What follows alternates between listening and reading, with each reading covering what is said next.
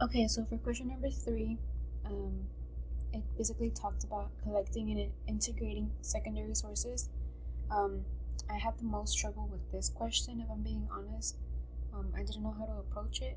I watched the video you gave us for the assignments various times, and I just didn't know how to approach it. But anyways, so basically, the first example I chose to talk about the gaps. So the gap I saw and why I chose it. So basically, um, in the past, the only secondary sources I would get in high school when doing an essay would be the ones provided on the actual readings or sources the exams provided. I never had to like look up. I As I said before, I only had one research paper in my whole 4 years of high school. And that was pretty much it. So all of the second sorry, all the secondary sources I would get would be provided to me. So I never had to like look for them and stuff. So basically, for this class, I collected a lot of good sources with great points of discussion, but I decided that the one that had a gap of research was very important for me to discuss. So basically, um, I all of the authors of the journal I found focused on how expressive writing impacted students academically, and I felt that they were missing on how this type of writing could benefit students' mental health. Yeah, the mental health of students, right? Um, this led to the whole focus of my research, and wish, I really wish this was a topic of discussion or a topic that had been researched before because it benefits students. Um, as I said in my research, the mental health of students is really crucial. It's very crucial because we're students, right? We have a lot of things to deal with at home, and then having to study and do all of that. Okay, anyways, I'm going way off topic. An example of this was the crap sheet basically of the journal I chose is this. This is the journal I chose. Wait, it will load. Okay, it's this one from these three wonderful women. Um, and I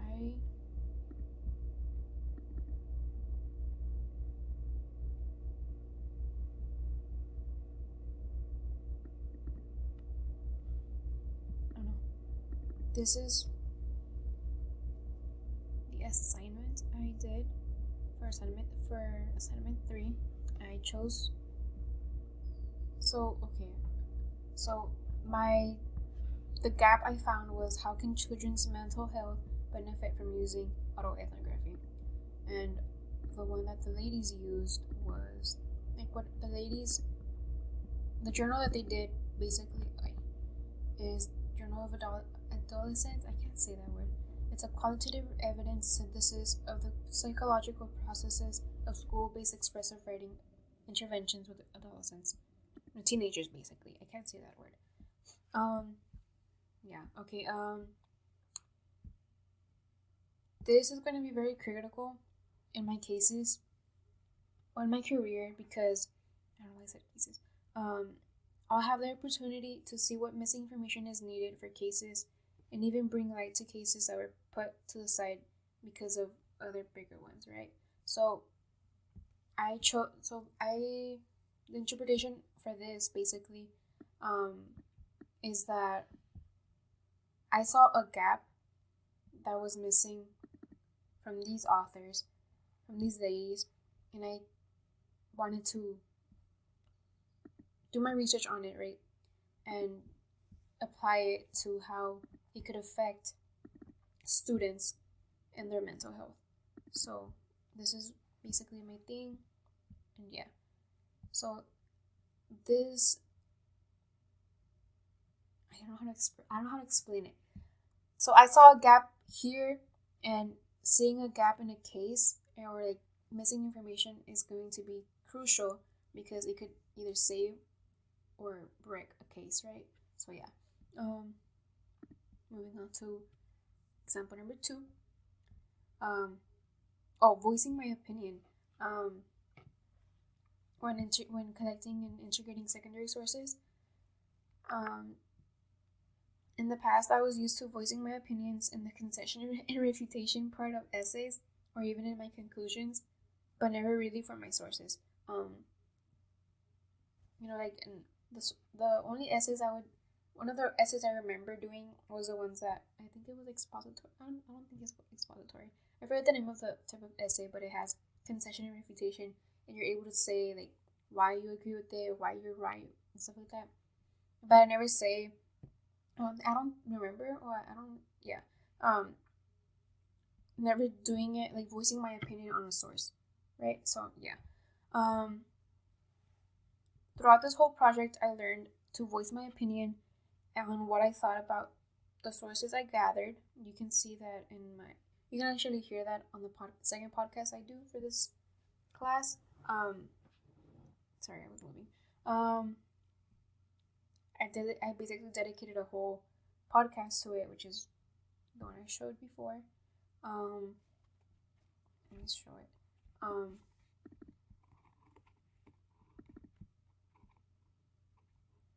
In this podcast, I basically talk about every source I learned, every source I gathered and stuff. Here. Hi, my name is Ishka. Right, and since it just gives you a different thing to like even think about. So overall, I found the source a little confusing. Just because it's not 100% like my topic, but it adds to it. So yeah, another source I want. Okay, so yeah, like you see, this whole podcast is dedicated to me agreeing or disagreeing to the sources I found. So yeah, I had a conversation basically with the authors and told them my opinions on their information.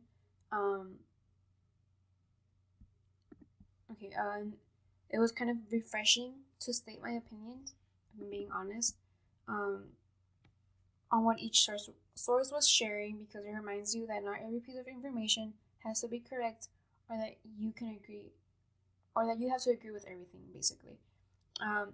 It definitely taught me to relax when it comes to information provided by sources, because not everything will be helpful, or in a way, or it won't support my evidence. It won't support my evidence, basically. And basically when I mentioned here that I have a conversation with the authors, it's this one, the conversation map. I have a conversation. I tell them what I find from them, what I agreed with, and everything, basically. So yeah, this was kind of refreshing. This is definitely a way of making me remember that my opinions matter. Even when people with degrees, like all these people here have a PhD, and I know for sure they have a PhD in psychology, and if I'm correct. So like people with degrees are giving information, basically.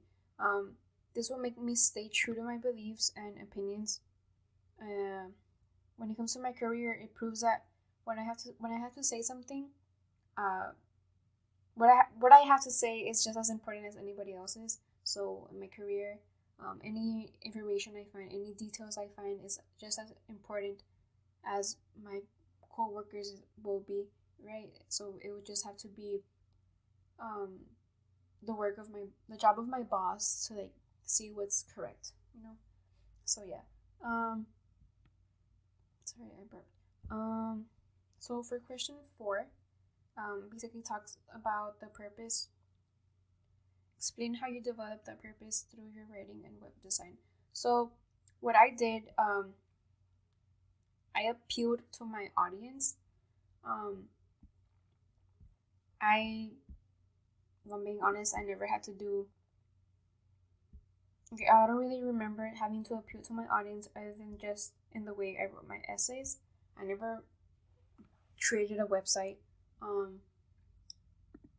The only time I would have to actually appeal to my audience would be through writing and everything, but never in an actual website. So this was very new to me. So in this semester, I appealed to my audience in through my website with a specific quote. I used this quote right here. Teachers aren't aware of how much their way of teaching impacts a student academically and mentally. I use this quote as a way to reconnect with teachers and basically tell them that they not only have an academic impact on students, but they also impact students' mental state, also, whatever. This was a way to bond with my audience since all teachers care for their students. So this helps me by letting them take action and also focus on their students' mental well-being. Oh, okay, my AC is on. So yeah, like I basically included this to reach out to my audience and tell them, like, since my audience was teachers, this was a way for me to tell them, like, hey, like, what you teach not only impacts students academically, but it also either helps a student's mental health, or it gentrifies, or like it also impacts them, like negative and positive way, basically. I forgot the word. But yeah. So my quotes. This quote was my way of talking to my audience through the website, right? So in the future, I will need to identify who I will be investigating and see how I can get to them or appeal to them. So, like, whenever I have a defendant or a murderer or whatever, I would need to find a way to talk to them so they can, like, a way to get on their good side so they can give me information.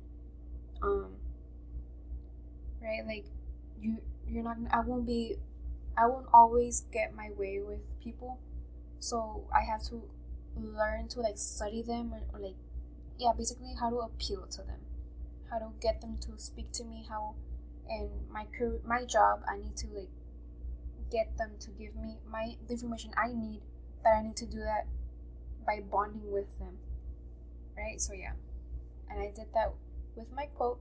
So question 5. Okay, moving on. So question 5 talks about, basically says, explain how you analyze your audience and purpose to choose or create a form or genre. Okay, I'm gonna finish it here because my time is almost up. Okay, but yeah, so that was question 4. Moving on to question 5.